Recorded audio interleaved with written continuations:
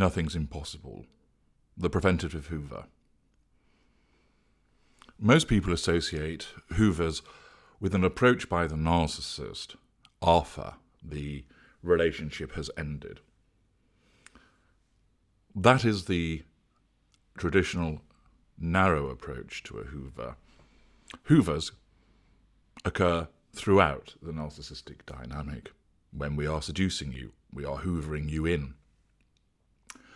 When we interact with you during the golden period, we are hoovering you. Every time we interact, we're hoovering fuel and asserting control. So those hoovers take place through seduction, golden period, the period of devaluation, post-escape, post-disengagement. They appear as the initial grand hoover, which is where the narcissist seeks to draw a key member of the fuel matrix back into the formal relationship, typically reserved for the intimate partner primary source, but can be also for the intimate partner secondary source and non-intimate secondary sources as well. It won't be used for tertiary sources. They are not important enough. There are follow-up hoovers. The initial grand hoover is a sustained period of almost blitzkrieg-like approaches by the narcissist to suck you back into the formal relationship. Often that works. If it does not, and the narcissist is forced to focus elsewhere for a variety of reasons, thereafter you may receive follow-up hoovers, and those are the intermittent, sporadic hoovers that occur. Some are benign and some are malign. So a benign version would be calling you 2 months after the last contact to ask how you are. A malign one would be sending you a message telling you to shut the fuck up and stop talking about us. Within these types of hoovers, they take lots of different forms. They might be by telephone, by text message, by gift, by proxy, lots of different varying ways. And amongst them, there is also the preventative hoover. The preventative hoover is deployed when the narcissist recognizes, instinctively or through awareness, that a member of the fuel matrix, and it's usually the intimate partner primary source, is on the cusp of departure. The narcissist has detected a shift in behaviours, alongside sometimes things that the victim is saying. I don't know if I want to carry this relationship on, or I'm thinking that we might need a break, or I can't do this anymore. And it can be a combination of those obvious signals and less obvious ones, which the narcissist then detects and perceives as a threat to control. Because there is a threat to the narcissist's control, the narcissist, duty-bound by the narcissism's need to always have all appliances under control, responds with a preventative hoover. This is designed, in essence, to stop the appliance leaving, to stop the intimate partner primary source ending the relationship, moving out of the house, declaring that the relationship is over. It can also be deployed against intimate partner secondary sources. Those are individuals who may be dirty little secrets, or individuals who are on the shelf, picked up and put down through, for instance, dating, and where they may be looking at ending the relationship, the narcissist will use a preventative hoover. They can also be used against non-intimate secondary sources, family members. So, for instance, if a family member is suggesting that the family is not having anything more to do with the narcissist because of their behaviour, or if a friend is trying to terminate the friendship, or if a colleague is suggesting ending a friendship, or a boss is suggesting that the narcissist will lose their employment. Anything that is either clear or detected as a suggestion that the formal relationship between the appliance and the narcissist is under threat naturally challenges the narcissist's perception of control. And therefore, in many instances, the narcissist will deploy a preventative hoover to stop that happening. There are various forms by which the preventative hoover can take place. Sometimes it's a threat, sometimes it's bribery, sometimes it's a physical attack. Often it'll be the use of charm, flattery, and commonly there are preventative hoovers which are doled out as part of a pity play combined with the attitude, but I can change. Most usually, this type of preventative hoover that I'm going to describe will be used by mid-range narcissist, and especially middle mid-range type A, middle mid-range type B, and lower mid-range. You will see it occasionally with an upper mid-range, possibly with an upper lesser type A, but that's less often. And occasionally it might even be noticed amongst graders, but most commonly of all, this is used by middle range type A, middle range type B, and lower mid-range. This is how it's doled out.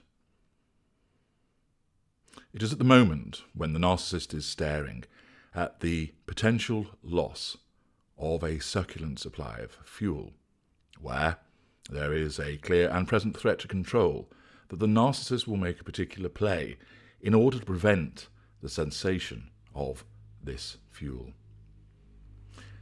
In such circumstances, the narcissist will ensure that there is only the narcissist and the appliance interacting with one another. It will be somewhere quiet, somewhere secluded, somewhere away from other people, to minimize the potential for external interference. The narcissist needs to ensure that he or she has your undivided attention, and there will not be somebody else seeking to throw a spanner into the works. The narcissist wants them excluded and banished, so that the narcissist can concentrate entirely on you and make a last throw of the dice to avoid the significant wounding that is caused by the loss of the relevant appliance, especially if it's the most important, the intimate partner primary source. I know that this time I will have to change, the narcissist may say, as he or she fixes you with the most earnest of looks. You would stop what you're doing and look at the narcissist, and already the narcissist picks up on the indecision in your eyes as he starts with this sentence. It's always a good opening gambit. You see, your empathic trait, the desire to heal and to fix, is seized upon by your emotional thinking, causing you to believe that maybe the narcissist can change, that there is some goodness deep within, that there is good within everybody that can be harnessed and used to get back on track. You as empaths are great believers in redemption, recovery, healing, and second chances. Our narcissism exploits this. I need a miracle to help me this time, continues the narcissist, as he underlines the gravity of the task with which he is faced. This evidences grandiosity, the recognition of how important this is, and it is important to the narcissist. The narcissist is facing the loss of a key member of the fuel matrix, but it is also to denote that importance or apparent recognition of it to you. You are conned into thinking the narcissist realizes just how important I am, but it is not for the reasons that you believe. By according such gravitas to the appliance's stated attention to depart, the narcissist is demonstrating just how seriously this threat is being taken. Of course, inside, the narcissist is churning with rage at the audacity that you exhibit in daring to even show that you will leave. But at this juncture, it is being kept under control by, rather than utilising heated fury, the narcissist has selected to utilise a benign manipulation, at this juncture at least. The narcissism forms the view that such behaviour on your part is outrageous and treacherous. After all, to do that to somebody who's done so much for you, Again, that is typical of the mid-range mindset, to believe that the narcissist is a good person, that has only ever had your best interests at heart, that has only ever wanted to make things right. It is everything that the narcissist can do to contain this fury, but the narcissism recognizes that it must do so. Remember, the narcissist doesn't know what's going on underneath, but the narcissism is keeping this fury in check for now, because to explode would surely push you away for good. How did we come to be this far apart? Asked the narcissist, fixing you with a pleading look. It was a question that would appeal to your truth-seeker trait, and also, this is a pity play. The narcissist, by underlining that you and he were once so close, nay, inseparable, is appealing to your desire to bring you both back to that closeness again. Again, this capitalizes on your empathic trait of compassion and the desire to fix and heal. This also allows you a chance to talk, and talk is something that you like to do. You like to explain. The narcissist will let you trot out all of the perceived injustices that you have supposedly suffered at the narcissist's hands. The narcissist hears little of it, because, of course, in his world, all of this is irrelevant, mistaken, and on the wrong footing. However, the narcissist will attempt to listen as part of the facade of being reasonable.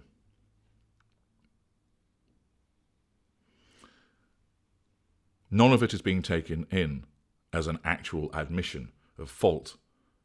But for once, rather than interrupting you, because of the desperation of the risk of losing you, the narcissist stays quiet and allows you to state your case. However, you may as well be talking gobbledygook for all the good that it will do, because it will not cause the narcissist to act on those comments in any permanent way. The narcissist just has to sit and let it wash over him in order to allow the preventative Hoover to have maximum effect. All of this, of course, is a challenge to the narcissist's control, and inside, in a sense, he's dying. But he's taking this blow for the greater good of ensuring that the precious fuel supply that you represent remains intact. Just tell me what you need me to do and I will do it, says the narcissist, conning you into thinking that you have some vestige of power and authority over the narcissist when, of course, you have none. You cannot control the controller. Again, in order to serve his own purposes, the narcissist is content, guided by the narcissism, to allow you to think that you can bring some influence to bear over him. Remember, the narcissist himself will be thinking that he's being fair, that he's being a decent listener, that he's trying to resolve the conflict. What's really going on is that, guided by his narcissism, which he is unaware of, he's manipulating you by allowing you to talk. He's manipulating you by allowing you to list his faults and transgressions, which he will not act on or allow accountability for, not in any permanent sense.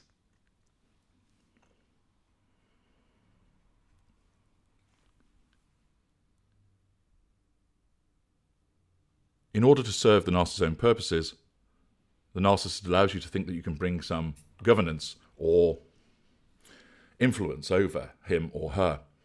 And once again, it gives you a chance to detail all the changes and remedial behaviours that you expect the narcissist to engage in. The narcissist will nod and make the appropriate noises as you ramble on about the changes you want him or her to effect. It is lip service, but by you now saying that you want these changes, it means that you're demonstrating that you're coming back under control, that you may now not leave or end the relationship. You are being drawn back in. The narcissist will pluck the lines which have been used so many times on other occasions to enable the con to be continued. But of course the narcissist is earnest, genuinely believing in that moment that he will do all of these things, but he will not.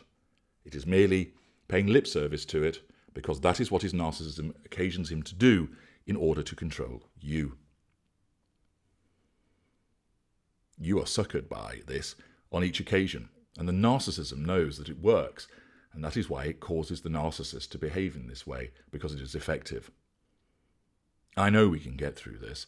Nothing's impossible, adds the narcissist, and he takes your hands and stares into your eyes, underlining the sincerity or at least the apparent sincerity of the intention to change and improve. And invariably, this line, tapping into your love-devotee trait and the desire to heal and fix, secures the narcissist yet another chance. And then your relief eclipses that of the narcissist, as the narcissist now knows that you are under control and that he has you once again. Your joy and relief at not parting provides the narcissist with even further fuel, and therefore, having now been brought under control and painted white, the narcissist will grant you a brief golden period by way of reward. It is necessary for you to enjoy this brief golden period because it will not last for long. Because although the narcissist says that nothing's impossible, indeed it is when it comes to the narcissist, because change is impossible. This is a form of preventative Hoover that a mid-range narcissist will utilize in order to stop you ending the relationship. Promise to change, promise to improve, to give you an opportunity to list your complaints and how you want the improvements. But you are just being conned once again. No matter how reasonable, no matter how fair and tolerant the narcissist may suddenly appear to be, do not believe it. It is just yet another manipulation. And your increased emotional thinking, because you are engaging with the narcissist, will con you into believing that this is genuine, that maybe he can change. He seems sincere. I want to believe that it's true. And there may thereafter, through the golden period, be some improvement in the behaviour. But it will not last. And if you look back over the track record of the narcissist, you will see a pattern of behaviour in that regard.